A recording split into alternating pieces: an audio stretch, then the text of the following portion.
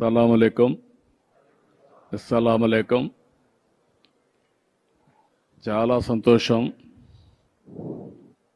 ఒక శుభ సందర్భంలో రంజాన్ మాసంలో ఈరోజు మిమ్మల్ని అందరినీ కలవడం నా అదృష్టంగా భావిస్తున్నా. అందరికీ రంజాన్ శుభాకాంక్షలు. ఈరోజు మిమ్మల్ని చూస్తే నేను 40 ఏళ్ళుగా రంజాన్ జరుపుకుంటున్నాం. నేను కూడా భాగస్వామి అవుతున్నాను. అయితే మీ అందరిని చూసినప్పుడు ఒక క్రమశిక్షణ, ఒక దాతృత్వం, ధార్మిక చింతనల కలయికే ఈ యొక్క రంజాన్ మాసం అత్యంత పవిత్రమైన మాసం. మనం అందరం కూడా పవిత్రమైన భావంతో ఈ రంజాన్ పండుగ జరుపుకుంటున్నాం. ఈరోజు మీరందరినీ చూస్తే ఉదయం నుంచి ఇప్పటి వరకు నీళ్లు కూడా తీసుకోకుండా ఇప్పటి వరకు దీక్షలో ఉన్నారు. ఒక కఠినమైనటువంటి దీక్షతో ఉన్న మిమ్మల్ని అందరినీ మనస్ఫూర్తిగా అభినందిస్తున్నాను. ఇది ఒక గొప్ప ఆచారం, పవిత్రమైన ఆచారం. ఉదయం నుంచి ఖురాన్ చదవడం, ప్రార్థనలు చేయడం, ధ్యానం చేయడం, అదే మరి ఇతరులకు సహాయం చేయడం, ఇలాంటి మంచి పనులు చేసి ఒక పాజిటివ్ దృక్పథాన్ని అలవర్చుకొని మీరు మీ కుటుంబాలు ఆనందంగా ఉండడం కోసం పనిచేస్తున్నారంటే, అదే సమయంలో సమాజం కోసం కూడా మీరు దోహా చేస్తున్నారు. దానికి మనస్ఫూర్తిగా మిమ్మల్ని అందరినీ అభినందిస్తున్నానని చెప్పి కూడా నేను మీకు తెలియజేస్తున్నాను. ఈరోజు మనందరికీ ఖురాన్ నేర్పించినటువంటి ఒక మంచి గుణం, డబ్బులుండేవాళ్ళు వేరే వాళ్ళకి సహాయం చేయడం. ఇది ఒక పవిత్రమైన ఆశయంతో మీరందరూ ముందుకెళ్తున్నారు. అలాంటి సమయంలో మరొక్కసారి మిమ్మల్ని మనస్ఫూర్తిగా అభినందిస్తున్నాను. ఇప్పుడే కాదు, మొట్టమొదటి నుంచి కూడా తెలుగుదేశం పార్టీ మైనారిటీలతో అనేక కార్యక్రమాలతో అనుబంధం ఉంది. ఈరోజు ఈ రాష్ట్రంలో సమైక్య ఆంధ్రప్రదేశ్లో ఏమైనా జరిగిందంటే అది తెలుగుదేశం పార్టీ హయాంలో ముస్లింలకు న్యాయం జరిగింది తప్ప ఇంకోటి కాదు.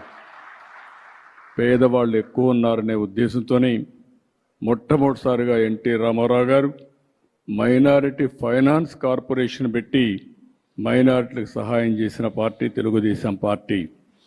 నేను ముఖ్యమంత్రిగా ఉన్నప్పుడు ఆ రోజు మీరు ఒక్కసారి చూస్తే ఉర్దూ అంత మునుపు ఆందోళన చేసేవారు. ఎన్నో ఆందోళన చేస్తే 13 జిల్లాల్లో సమైక్య ఆంధ్రప్రదేశ్లో ఉర్దూను రెండో భాష చేసిన పార్టీ తెలుగుదేశం పార్టీ అని చెప్పి కూడా నేను మీకు తెలియజేస్తున్నా. ఇదే కాకుండా హైదరాబాద్లో ఒకప్పుడు మక్కాకి వెళ్ళాలంటే బాంబేకి వెళ్ళేవాళ్ళు. అలాంటిది హైదరాబాద్లో బ్రహ్మాండమైన ఇక్కడే ఫరూక్ గారు ఉన్నారు. ఆ రోజు ఫరూక్ గారే మంత్రి, ఈరోజు ఫరూక్ గారే మంత్రి. ఆయన ఆధ్వర్యంలో ఆ రోజు బ్రహ్మాండమైన హాజ్ భవన్ కట్టాం. అదే మాదిరిగా ఏ ఆస్తులైతే వక్ఫ్ బోర్డు ఆస్తులు ఉన్నాయో అవన్నిటికీ ప్రత్యేకమైన కమిటీలు పెట్టి అవన్నీ కూడా పరిరక్షించిన పార్టీ తెలుగుదేశం పార్టీ అని చెప్పి కూడా నేను మీకు తెలియజేస్తున్నా. హైదరాబాద్లో ఉర్దూ యూనివర్సిటీ నేను ఉన్నప్పుడే తీసుకొచ్చాను. కర్నూలులో ఉర్దూ యూనివర్సిటీ నేనే తీసుకొచ్చాను. కడపలో మనం ఆజ్ హౌస్ కట్టాం. ఇక్కడ కూడా ఆజ్ హౌస్ ఫౌండేషన్ వేస్తే వీళ్ళు వచ్చిన తర్వాత అది కూడా తీసేసే పరిస్థితికి వచ్చారు. రంజాన్ తోఫా ఇచ్చాం. అదే సమయంలో ఆడబిడ్డల కోసం ఆ రోజు 163 కోట్ల రూపాయలు ఖర్చు పెట్టి దుల్హాన్ ఇచ్చాం. ఇలాంటి 1-2 కార్యక్రమాలు కాదు, మొట్టమొదటిసారిగా మౌజములకి ఇమాములకి హాన్రోరియం ఇచ్చిన పార్టీ తెలుగుదేశం పార్టీ అని చెప్పి కూడా నేను మీకు తెలియజేస్తున్నా.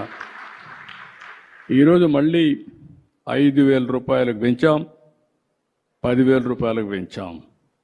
ఎవరైతే ఇమాములు ఉంటారో వాళ్ళు ఎలిజిబిలిటీ ఉంటే ప్రభుత్వ కాజీల కింద వాళ్ళు నియమించే పరిస్థితికి వచ్చాం. ఆర్థిక సహాయం చేశాం. అనేక కార్యక్రమాలతో ముందుకు పోయాం. ఈరోజు నేను ఒకటే మీకు తెలియజేస్తున్నా, ఈ సంవత్సరం బడ్జెట్లో మీరు ఒకసారి చూస్తే 5,000 కోట్ల రూపాయలు, 5,300 కోట్లు పెట్టాం. పోయిన సంవత్సరానికంటే 1,300 కోట్ల రూపాయలు ఎక్కువ పెట్టిన పార్టీ తెలుగుదేశం పార్టీ. అదే మాదిరిగా జీవో నెంబర్ 43 తీసుకొచ్చి వక్ఫ్ బోర్డుని లేనిపోని కాంట్రవర్సీలో పడేసే పరిస్థితికి వచ్చారు. దానివల్ల కోర్టు పోయి అసలు వక్ఫ్ బోర్డే పనిచేయకుండా ఉండే పరిస్థితి వస్తే ఈ ప్రభుత్వం వచ్చిన తర్వాత ఆ జీవోను రద్దు చేసి మళ్ళీ అందరితో వక్ఫ్ బోర్డు కాన్స్టిట్యూట్ చేశాం. ఆస్తులు కాపాడతాం. ఒకటే హామీ ఇస్తున్నా, మత సామరస్యాన్ని కాపాడమే కాకుండా మిమ్మల్ని అన్ని విధాలా పైకి తీసుకొచ్చే బాధ్యత తెలుగుదేశం పార్టీ తీసుకుంటామని కూడా మీ అందరికీ హామీ ఇస్తున్నాను.